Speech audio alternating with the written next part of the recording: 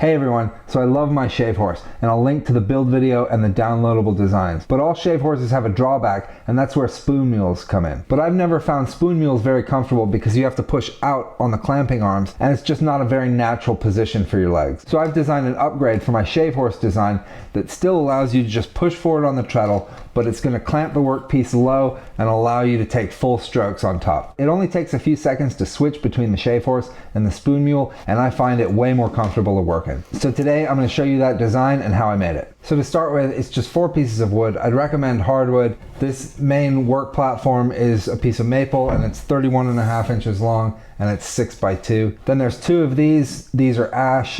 Hickory would work well. Some kind of springy wood would give the best results. And these are 16.25 long, and they're 1.5 inch square.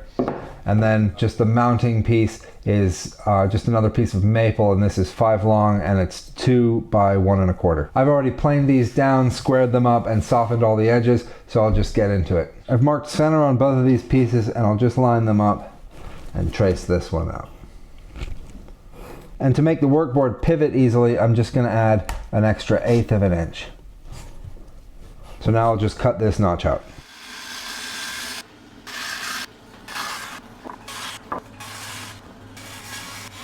Next, I'll round over one corner on this board, and I'll round over both corners on this.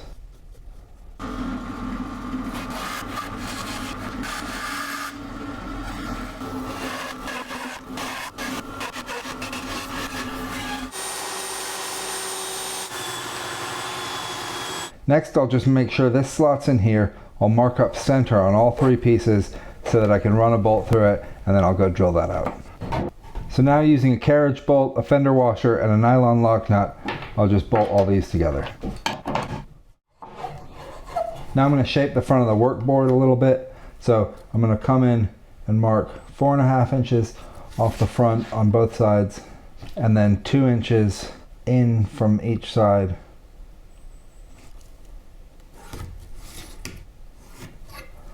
And then I'll just round all these corners here. And then I'll go cut these off.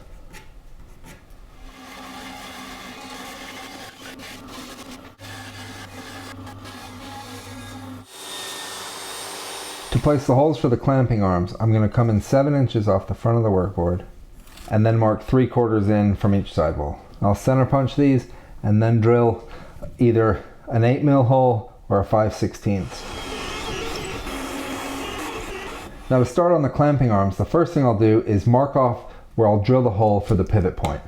And so I'll mark 3.5 in from one end, and then 5/8 in from the side, and then 5/8 from this side. So I can go ahead and mark off these. Then I'm going to want to round over the front, and last I'm going to rotate them on their sides. From the front, I'm going to mark off 10 inches in, and then 3/4 from the top. And then from these points here, I'm just going to make a nice round transition back up to the full width. So I'll drill these holes first, then I'll cut these out and round over the front. So these are 8 mil or 5/16 holes.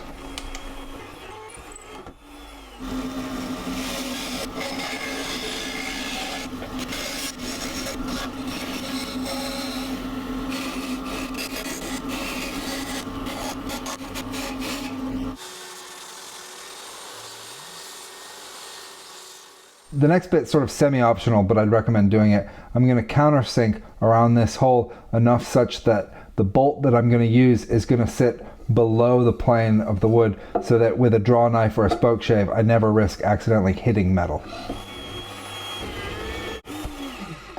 So again, I'll use some carriage bolts, fender washers, and nylon lock nuts. The side that the hole is slightly offset is going to go to the inside of the workboard. So the holes are both slightly offset to the inside here, and then I'm just going to tighten them down. So I'll go nice and tight, and then I'll just back off until it swings freely. So they both swing freely, and the heads of the bolts are underneath the top plane of the wood, so I can't risk accidentally hitting them. So to switch between the normal Shavehorse workboard and the new Spoon Mule, I just need to pull out the pins at the front, pop this out, just slide this through and drop it in, and that's it. So to insert the pin back in, I need to drill out a new hole. So I'll push this down nice and tight. That way I can put the pin back in and it's locked in. So now all I need to do is push the treadle forward, spread these out, and it's ready to go.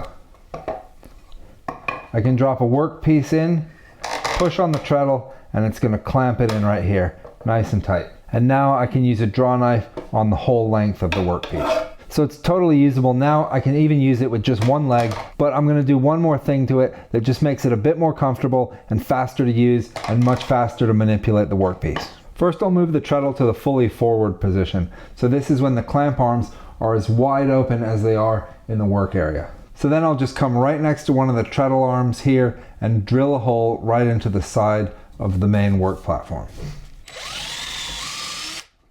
And then I'll just stick a piece of dowel in so that this will stop the treadle and it can't go any further than that. Next, I'll just use some small wood screws and I'm going to put 6 of them in.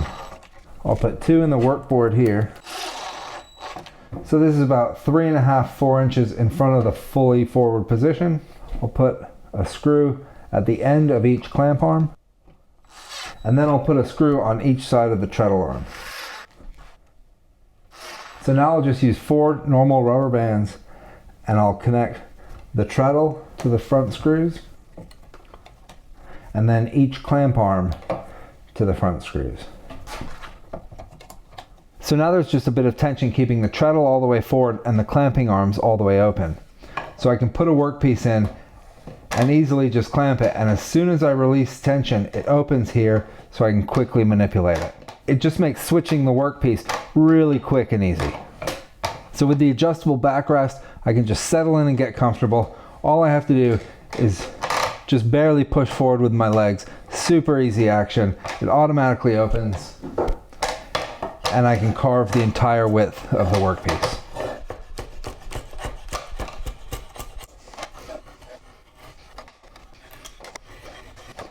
Just like the original Shavehorse, you can still adjust the angle with the coin here. You can raise and lower it in the back, and the seat back moves forward and backwards really easily so that you can adjust your distance from the work table. I'll put a link below to my website with a diagram with the cut list and dimensions, so if you want to try it, it's really easy to make for yourself. I hope you enjoyed the video, and I'll see you next time.